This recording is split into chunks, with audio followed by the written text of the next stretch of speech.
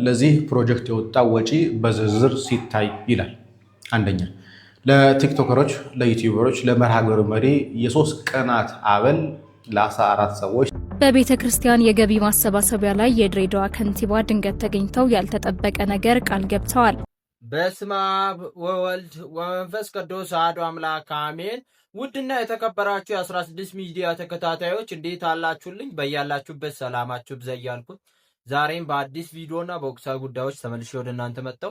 ዛሬ እጅግ አሳፋሪ ጉዳይ ነው ወደ እናንተ ይዤላችሁ የመጣሁት ማለት ነው። ኦርቶዶክሳውያን ሶሻል ሚዲያውን በጣም አነጋጋሪ ከሆነ ቪዲዮዎች ማለት ነው ወደ እናንተ ይዤላችሁ የመጣሁት። እስከ መጨረሻ በመከታተል እናንተም ላይክ እና ሼር እያደረጋችሁ ለሞላ ዓለም እንድታደርሱ በልዑል እግዚአብሔር ስም እያሳሰብኩኝ ቀጥታ ወደ መረጃዎች እገባለሁ ማለት ነው። ኦርቶዶክሳውያን እጅግ የሚያጸይፍ ነገር ቲክቶከሮቹ አድርጓሉ ብሎ ሶሻል ሚዲያውን እጅግ አነጋጋሪ ሆኗል ማለት ነው። ቪዲዮ በድሬዳዋ እንዲሁም ደግሞ በጎንደር በአዋሳ ሚኒያስ ቤተክርስቲያን ላይ የተከሰተው ነገር በጣም አሳፋሪ ጉዳይ ነው እያሉ ይገኛሉ ማለት ነው። ኦርቶዶክሳውያን ገቢ ከገባ በላይ እስከ 100 ሺህ ብር አንድ ቲክቶከር ለቤተክርስቲያን አስተባብራለሁ ብሎ እንደሚቀበል በመረጃና በማስረጃ ወንድሞቻችን በደብዳቤ የተገለጸውን ነገር ይዞልን መጥቷል ማለት ነው። እንዲሁም ደግሞ የድሬዳዋ ዛሬም እየተከናወነ የሚገኝ ዛሬ ማታ የሚያልቅ ፕሮግራም አላቸውና ሎዛ ሚዲያ እንዲሁም ደግሞ የተለያዩ ቲክቶከሮችና ዩቲዩበሮች ሄዶ ለቤተ ክርስቲያን እያስተባበሩ ያሉት ወንድሞቻችን አርቲስቶች ሳይቀሩ አሉ ማለት ነው።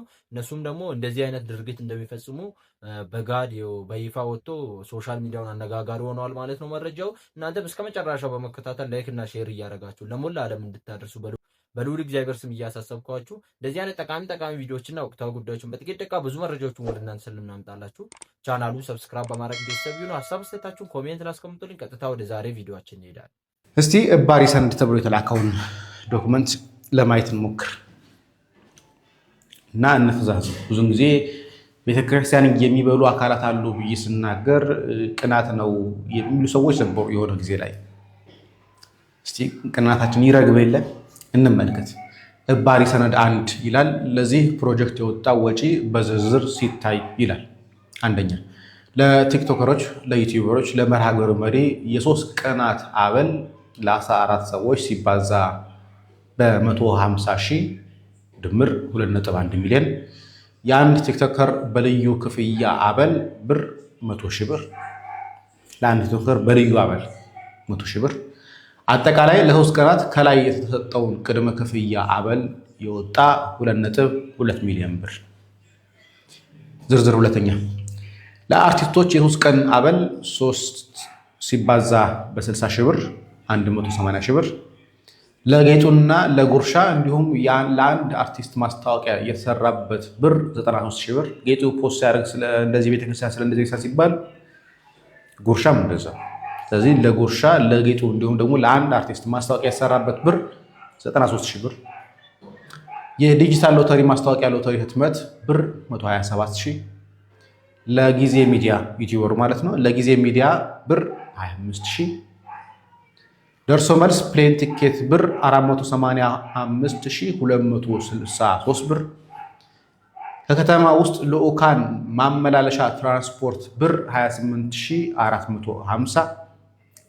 ለልዑካኑ መኝታ ለአልጋ ብር 769 ሺህ ብር። ለመስተንግዶ ለምግብ ብር 528669 ብር። ለቅስቀሳ ለሞንታርቦ ብር 41800። ለሳውንድ ሲስተም ብር 30 ሺህ። ለባነርና ሰርተፊኬት ብር 19600። ለሞተረኛ አጃቢ አበል 8000። እኔ በጣም ያሳቀችኝ ይችኛለች። ትናንትና አንድ ቪዲዮ እያየሁ ነበር ሬዲዮ ላይ የነበረው የሁላችሁ መቶ እየተቀበሉ ነው ሞተረኞች መኪኖች ነገር አበል አለው ይከፈላቸዋል ማለት ነው። ለዶክመንተሪ ገዳሙን ለማስተዋወቅ ለዶክመንተሪ 1.5 ሚሊዮን ዶክመንተሪ ለመስሪያ። ላይቭ ለማስተላለፍ ደግሞ 4 ሚሊዮን ብር ትከፍላላችሁ። ለዶክመንተሪ ስንት? 1.5 ሚሊዮን ብር። ላይቭ ገብቶ ለማስተላለፍ 4 ሚሊዮን ብር። ይህ ብቻ አይደለም። የአርቲስቶቹን እና የቲክቶከሮቹን የአየር ትኬት፣ የሆቴል ውጪ፣ የምግብ አበላቸውን የምትችሉትም ራሳችሁ ናቸው ብለው ይነግሯቸዋል። የምትመለከቱት ጉዳዩ ቤተክርስቲያን እረዳለሁ ብሎ ስለጠፋው ወጣት በቅንፍ ፈለገ አትናቴዎስ ጉዳይ ስለማሳወቅ ይላል። ከስር እንደምትመለከቱት ሁለት ማህተቦች አሉ። አንዱ ክቡ፣ አንደኛው ደግሞ ዝርጉ ነው ማለት ነው። ይህ በእንዲህ እንዳለ ለወላይታ አቡነ ተክለ ሃይማኖት አብነት ትምህርት ቤት በሚል በማህበራዊ ሚዲያ በፈለገ አትናቴዎስ የግል ባንክ አካውንት እዚህ ጋር የምትመለከቱት በፈለገ አትናቴዎስ የግል የባንክ አካውንት ገንዘብ እየተሰበሰበ መሆኑን ከተለያዩ ቦታዎች ጥያቄውን ጥቆማ ቀርበውልናል። ከዛ በኋላ በቃ መቶ ሺህ ብር እንክፈላችሁ በአንዳንድ ቀን ላይ ሲሉኝ እኔ አልሰራም አልኳቸው። የገቢ ማሰባሰብ ቤተክርስቲያንን የምትዘርፉ የምትቦጠቡጡ ቲክታከሮች በህፃኑ ቂርቆስና በቅዱስ ሚናስ ቤተክርስቲያን ላይ የተፈጸመውን እያንዳንዳችሁ ወጥታችሁ ቃል በቃል መልስ እንድትሰጡ ራማ ሚዲያ መልስ እንድትሰጠ። ምክንያቱም ለቤተክርስቲያኗ አስተባብረናል ያላችሁት በአውደ ምሕረት ላይ ከ30 እስከ 35 ሚሊዮን ብር፣ ነገር ግን በሚያሳዝናችሁ ሁኔታ ለቲክታከሮች ሳይቀር አበል ከመከፈሉ ባለፈ የሚያሳዝነው በቤተክርስቲያኑ ገባ ተብሎ መረጃ የወጣው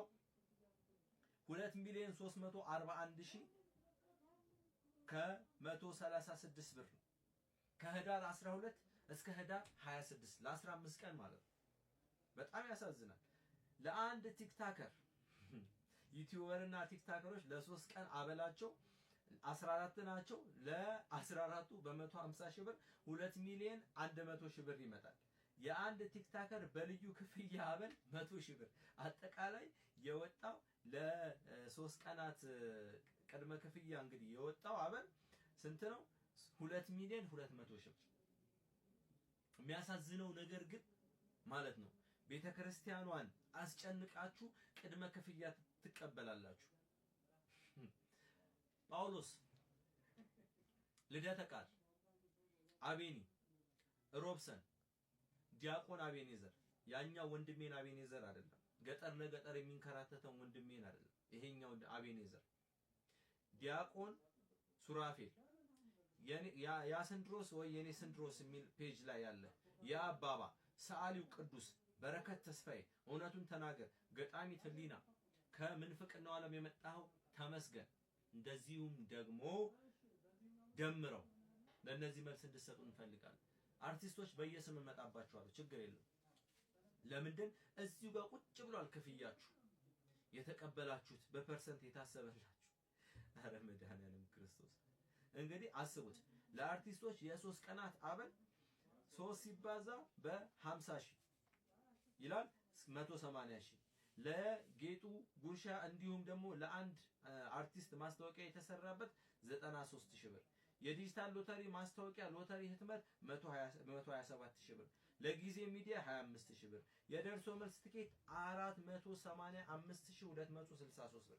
ከተማ ውስጥ ለልኡካን ማመላለሻ ትራንስፖርት 28,450 ብር። ለልኡካን መኝታ ለአልጋ ብር 768,000 ብር። ለመስተንግዶና ለምግብ 528,669 ብር። ለቅስቀሳና ለሞንታርቦ 41,000 ብር።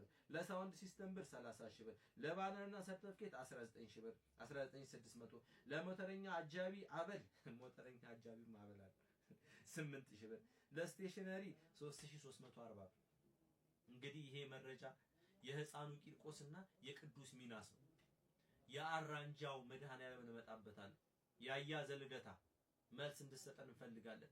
ሎዛ ኩነቶች መልስ እንድሰጡን እንፈልጋለን። 18 ሚሊዮን ብር ነው የተሰበሰበው ቃል ከተገባው ጋር ብላችሁ እዛም ቤተክርስቲያን ላይ የተፈጸመውን ግፍና በደል በቅርቡ መረጃ ይዤ እመጣለሁ። ግን ያሳዝናል። ህፃኑ ቂርቆስ ይፈርድባቸዋል። ቅዱስ ሚናስ ሰማዕቱ ይፈርድባቸዋል። በዚህ ልክ ድፍረት፣ በዚህ ልክ ቤተክርስቲያንን ዘርፎ ለዘራፊ መስጠት በጣም ያሳዝናል። በጣም ያሳዝናል። የትኛውን ቤተ ክህነት ሄደን እንናገር? ለየትኛው ሲኖዶስ ሄደን እንናገር? ይሄ ነገር በቃ ሊባል ይገባል። ዲጂታል ምጽዋተኞችን በቃ ልንላቸው ይገባል። ይሄ እነዚህ ቪዲዮዎች ሊያስወርዳቸው ይችሉ ይሆናል። ቲክቶክንም ሪፖርት ሊያስደርጉበት ሊችሉ ይሆናል። ነገር ግን በዩቲዩብ ደግሞ እንመጣለን። እመኑ፣ መልስ እንፈልጋለን። ዲጂታል ምጽዋተኞችን በቃ ልንል ይገባል። ሰላማችሁ ይብዛ። ድሬዳዋ ላይ በእግዚአብሔር አብ ቤተክርስቲያን ስም እየተደረገ ያለውን ገቢ ማሰባሰቢያ ከሚቃወሙት መሃል አንደኛው ነኝ።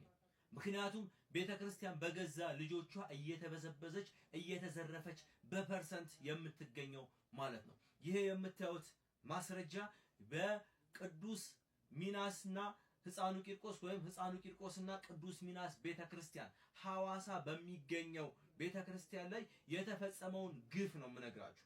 እንግዲህ የወጣውን ገንዘብ ብታዩ ታዝናላችሁ። በአውደ ምህረት ላይ ይህንን ፕሮግራም ያዘጋጀው ራማ ሚዲያ ነው። ራማ ሚዲያ መልስ እንድሰጠን እንፈልጋለን።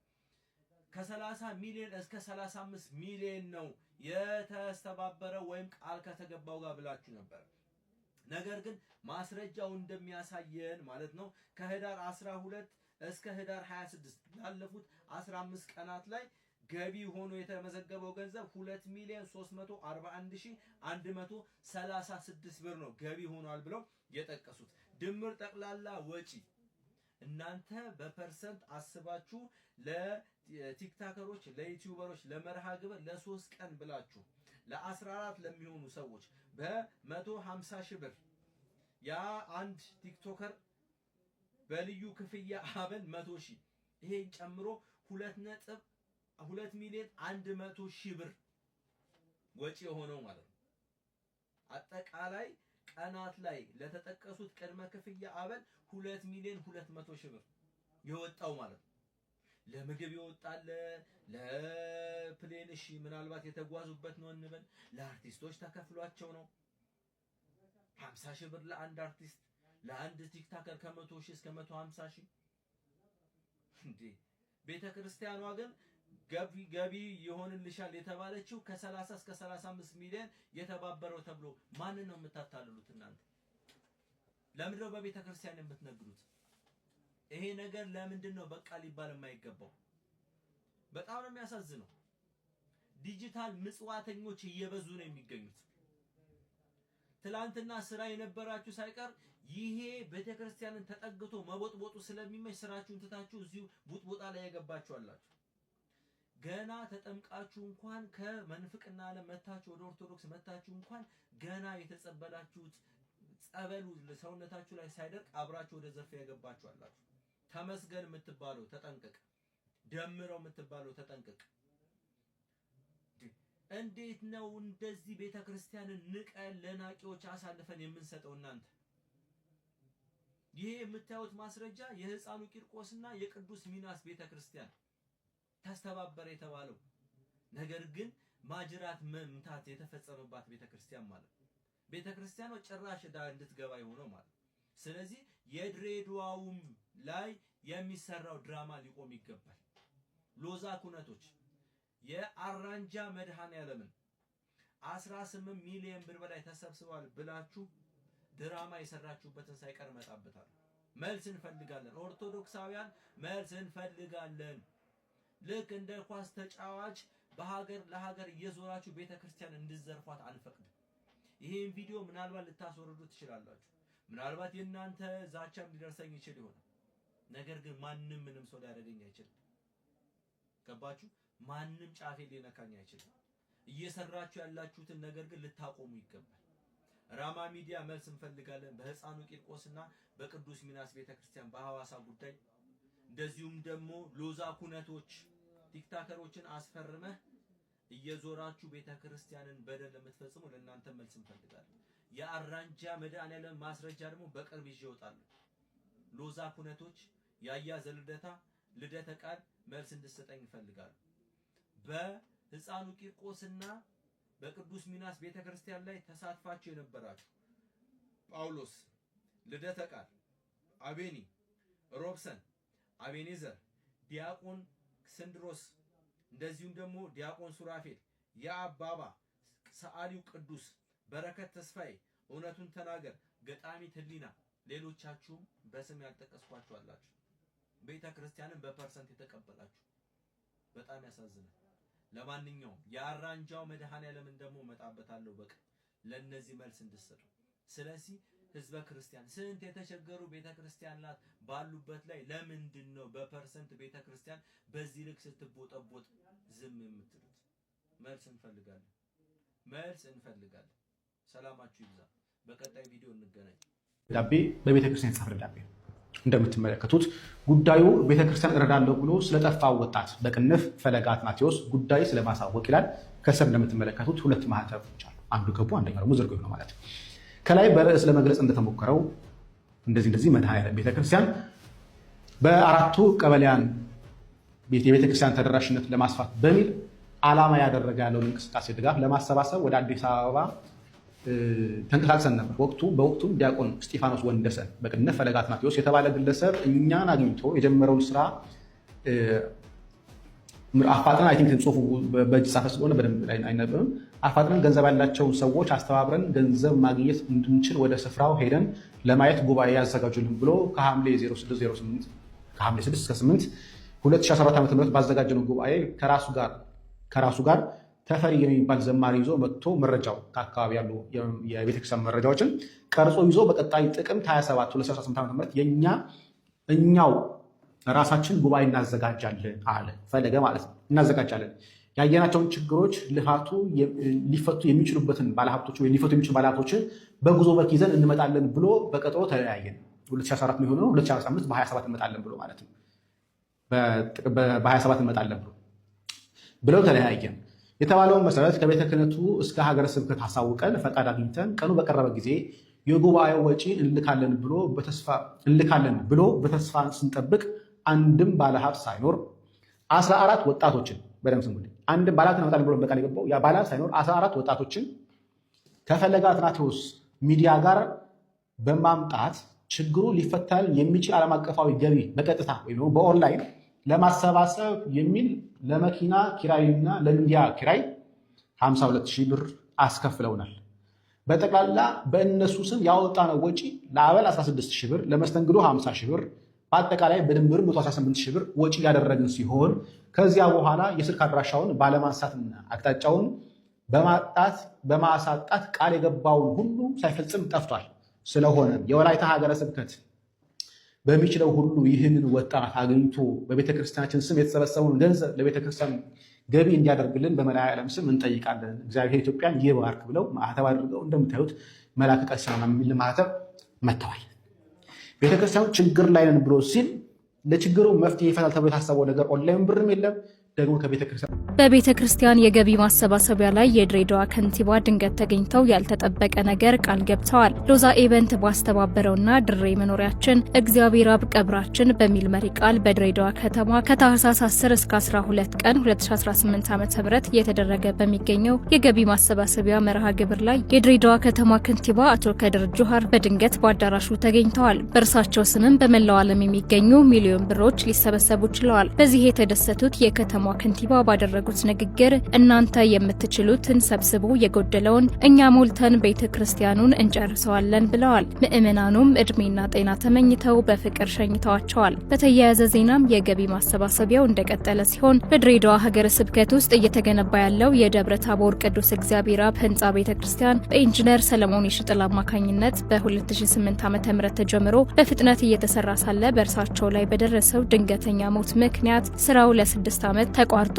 ቆይቶ ነበር። ይሁን እንጂ በግለሰቡ ሞትና በህንጻ ግንባታው መቋረጥ ምክንያት ሲያዝኑና ሲያለቅሱ የነበሩ የቤተ ክርስቲያኑ አገልጋዮችና የአካባቢው ምዕመናኖች በ2015 ዓ.ም በግንቦት ወር ከሁሉም የድሬዳዋ ምዕመናን ጋር በመሆን የህንጻ አሰሪ ኮሚቴ እንዲቋቋምና በሀገረ ስብከቱ በኩል ጸድቆ ስራዎች እንዲጀመሩ በማድረግ በአሁኑ ሰዓት የልስንና የመስታወት ስራዎች ተሰርተው የፊኒሺንግ ስራ በመሰራት ላይ ይገኛል። ስለሆነም ይህንን ህንጻ ቤተ ክርስቲያን ለማስፈጸም የዓለም አቀፍ የገቢ ማሰባሰቢያ በመዘጋጀቱ በዚህ ቅጽረ ቤተ ክርስቲያን ውስጥ ወገኑን እያሳረፈ ምዕመን፣ የድሬዳዋ ተወላጆች እንዲሁም በተለያዩ ዓለማት የሚገኙ ኦርቶዶክሳውያን ድጋፍ ማድረግ እንደሚገባቸው ተገልጿል። እኔስ እንዴት ይቀርብኛል እነሱም ይገቡበታል ማለት ነው። ገንዘቡ ገቢ አይሆንም። ከዛ ይደመርና 10 ሚሊዮን ብር ገብቷል ይባላል፣ ወይም 20 ሚሊዮን ወይም 100 ሚሊዮን ወይ 200 ሚሊዮን ብር ገብቷል ተብሎ ይነገራል ማለት ነው። ከዛ ከዚህን ቀን ጀምሮ እንድታስገቡ ብለው ይሄዳሉ። ለነሱ ግን 6 ሚሊዮን 8 ሚሊዮን 7 ሚሊዮን 4 ሚሊዮን ብር ይወጣል ማለት ነው። በተለይ አሁን ከፕሮቴስታንት ከእስልምና ወደ ኦርቶዶክስ የመጡ ቲክቶከሮች ይህን ስራ እንዲሰሩ ነው የተፈቀደላቸው። ይህን ስራ እንዲሰሩ ማለት ነው። ልብ ብላችሁ አስምሩልኝ። ፕሮቴስታንት ቤት አልተሳካላቸውም። እዚህ ግን ቤቱን የፕሮቴስታንት ለማድረግ ሰዎች ፈቅደውና ወደው ለአጥቢያቸው ለደብራቸው አስራታቸውን በኩራታቸውን እንዳይሰጡ ለማድረግ አንድ አውሮፕላን ሙሉ አርቲስት፣ ዘፋኝ፣ እግር ኳስ ተጫዋች፣ ተወዛዋዥ፣ ዳንሰኛ፣ ኮሜዲያን እነዚህ ሁሉ ተጠራርተው ነው የሰጠው። እኔ እሱ ለሰጠው እኔ ደንግጫለሁ። በእውነት እሱ ለሰጠው እኔ ደንግጫለሁ። ስለዚህ እኔ ምን አገባኝ? በኋላ ያንን አልማዝ ራሱ ገዛው እና እንደዚህ አይነት ስሜታዊ ሰዎች አሉ። ስለዚህ በስሜት ሰጥተው በኋላ እግዚአብሔርን የሚያማርሩ እኔ እነዚህን ሁላ ነው የማስጠነቅቀው። በኋላ እንዳይርባችሁ። የዛሬ ቪዲዮ ይህን ይመስል ነበርና በቪዲዮ እንደተጠቀማችሁን አዳዲስ መረጃዎች እናገኛችሁ ለማልጠራጠር ላይክ በማድረግ ጨርሱልኝ። እንደዚህ አይነት ጠቃሚ ቪዲዮዎችን ወቅታዊ ጉዳዮችን በጥቂት ደቂቃ ብዙ መረጃዎችን ወደ እናንተ ስለምናምጣላችሁ ቻናሉ ሰብስክራይብ በማድረግ ቤተሰብ ይሁኑ። ሀሳብ አስተያየታችሁን ኮሜንት ላይ አስቀምጡልኝ። ኦርቶዶክሳውያን በቪዲዮ ላይ የታዘባችሁት ነገር ካላችሁ ኮሜንት ለማስቀመጣችሁ እንዳትረሱ። እንዲሁም ደግሞ የአላፋት መዝሙር ቀን በቀን በጃንደረባው ትውልድ ላይ በዩቲዩብ ቻናላቸው ላይ ቀን በቀን የአላፋት መዝሙር ጥናት ተዘጋጅቶላችኋል ማለት ነው። ቀን በቀን ቪዲዮ እየፖስቱ ይገኛሉ። በእነሱ ቻናል ላይ እየገባችሁ ቻናሉንም ሰብስክራይብ በማድረግ እነሱን እንድትደግፉ በልዑል እግዚአብሔር ስም እያሳሰብኳቸው፣ እንዲሁም ደግሞ በእነሱ ቻናል የሚለቀቀውን የአላፋት መዝሙር እያጠናን ብንዘጋጅ የሚለውን መልእክት ለማስተላለፍ እወዳለሁ ማለት ነው። ሀገራችን ኢትዮጵያን ሰላም ያድርግልን። በሌላ ቪዲዮ እስከምንገናኝ ቸር ቆዩልኝ።